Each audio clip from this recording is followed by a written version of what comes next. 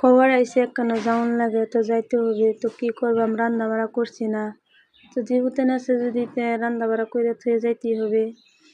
তা কি রান্নাম ভাবছি যেন একটু গরুর হুটকিয়ে শুকনা মাংস একটু ভর্তা করে লাই।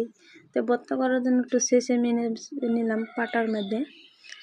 তো আমার ছেলে আবারই কইতেছে যে একটু আন্ডা আমলেট খাইব, তো আমার ছেলের জন্য একটু আন্ডা আমলেট করলাম। আসসালামু আলাইকুম বন্ধুরা, সবাই কেমন আছেন? আশা করি সবাই ভালো আছেন, আমরাও ভালো আছি।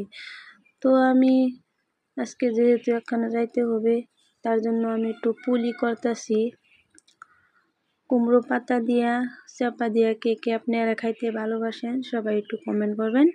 আমি অনেক ভালো পাই, আমার স্বামী অনেক ভালো পায় ওই বস্তুটাকে, মানে পুলিটাকে। তো আমি যেহেতু কেন যাইম, তাই আমি সব কিছু রান্না বাড়া করলাম। মুদা পুলি, শুটকি ভর্তা, আলু ভাজি।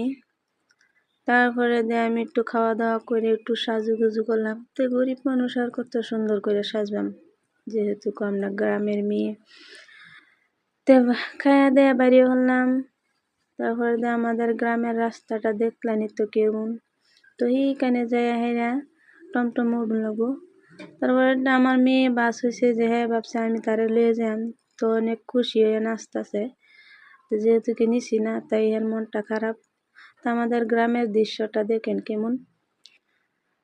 তো আপনারা দেখতে থাকেন গ্রামের দৃশ্য। আমি যে হেরা টমটম উড়িগা টমটম উঠলাম, উঠে হেরা যেটার লাগে তাড়াতাড়ি করে বাড়ি থেকে বাইরলাম। আয়া দেখি ওইটাই শেষ, তার মানে মিটিংটা শেষ হয়ে গেছে। তো আর কি করবাম, যেহেতু শেষ, তাই ভাবলাম যে বাড়ির জায়গা। তাই বাড়ি আইলাম, আয়া দেখলাম ভাত চাত বিনাশ করেছে ফেলাইয়া। আমার মেয়েটার মন খারাপ। তো ভালো থাকবেন, সুস্থ থাকবেন, আল্লাহ হাফেজ।